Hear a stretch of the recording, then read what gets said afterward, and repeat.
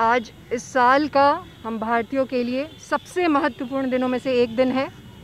आज असली नेताजी का जन्मदिन है और आज के दिन प्लूरल्स ने अपने स्टूडेंट विंग को भी इनॉग्रेट किया है, प्लूरल स्टूडेंट फेडरेशन PSF। और बहुत सारी चीज़ें हैं जो नेताजी से सीखने की ज़रूरत है, जो हमारे देश से गायब हो गई हैं। हमारा देश महान जिन लोगों की वजह से हुआ था, वो महानता शायद अब धीरे धीरे थोड़ा सा आर्ग्यूबल हो गई है और उन लोगों को ज़िंदा करने की ज़रूरत है। लॉ एंड ऑर्डर की स्थिति भी आप देख रही हैं, क्या लगता है बिहार में किस तरह का लॉ एंड ऑर्डर? देखिए, पिछले 30 वर्षों से बिहार की हालत ख़राब है।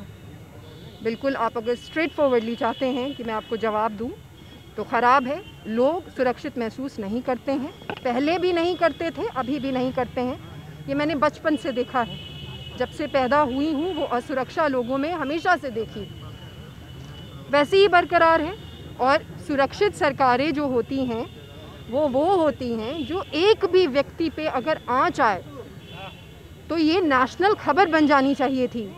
हमारे यहाँ तो हत्या हो जाना बिल्कुल आम बात है, बिल्कुल बच्चियों का बलात्कार हो जाना बिल्कुल आम बात है, और ये बातें बहुत ही गंभीर हैं। आज दुख की बात ये है कि अपने आप को नेता करने वाला हर नकली व्यक्ति, जो नैतिक रूप से नकली है, वो भी माइक के सामने खड़ा होता है और बड़ी बड़ी बातें करके निकल जाता है। जिनकी पार्टियों की वजह से अपराधें हैं, जिनके पार्टी में ऐसे भी लोग हैं जिन पे बलात्कार के भी संगीन इल्ज़ाम हैं, वो भी बच लेते हैं। तो जब ऐसे लोग सरकार बनाने में, नीतियों का निर्माण करने के लिए बैठेंगे, आप जो हमारे पार्टीज़ ने जो टिकट्स दिए हैं लोगों को, उनका आप उठा के देख लीजिए बैकग्राउंड। कई लोगों पे किसी न किसी तरीके का बहुत संगीन जुर्म का आरोप है। तो ये जो ऐसी नीतियां बनाने वाले लोग सदन में बैठेंगे तो क्या नीतियां बनाएंगे और कौन सुरक्षित रहेगा? और ये हर दिन होता है, हर दिन होगा। पटना में जब चीज़ें होती हैं तो थोड़ा नेशनल इशू बन जाता है, थोड़ा बहुत, लेकिन ये कोई पहले दिन होने वाली बात नहीं है। पटना के बाहर भी बिहार है जिसमें ये सारी चीज़ें आम हैं। हत्याएं गरीब लोगों में भी होती हैं, उनमें भी आम है। हत्या है। इसमें मैं ये चाहूँगी कि हर दिन जो अपराध हो रहे हैं उसको आप लोग आगे लाइए। हर व्यक्ति की ज़िंदगी महत्वपूर्ण है, चाहे वो पटना के बाहर भी हो, और ये संगीन अपराध पे हमें ही कुछ करना पड़ेगा। अपराध करने वाले लोग कुछ नहीं करें। किसान बिल को लेकर क्या सोच रहे हैं? मानव श्रृंखला 30 जनवरी को महागठबंधन के तमाम बड़े नेता निकाल रहे हैं। ये सब नाटक है। ये मानव श्रृंखला निकालना बिल्कुल नाटक है। हमें ये सोचने की ज़रूरत है कि सब्सटैंटिवली ऐसा क्या किया जाए कि ये मुद्दे 74 साल के बाद भी, जिन्होंने अपनी जान दे दी थी इसी देश के लिए, उन्हीं के देश में ये मुद्दे अभी तक ज्वलंत हैं।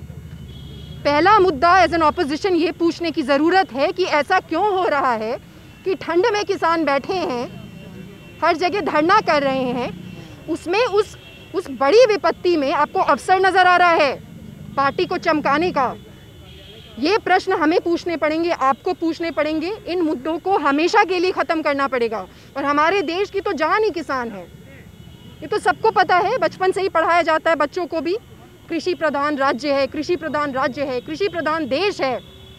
और बिहार की मैं आपको बता दूं, बिहार की किसानों की समस्याएं तो और भी अतिरेक हैं, बहुत सी समस्याएं हैं। मैं पिछले दिनों एक बहुत ही वरिष्ठ किसान है, उनसे मिली थी, और उन्होंने कहा कि इन सरकारों ने तो किसानों की जान निकाल दी। उन लोगों से जाके बात करने की ज़रूरत है।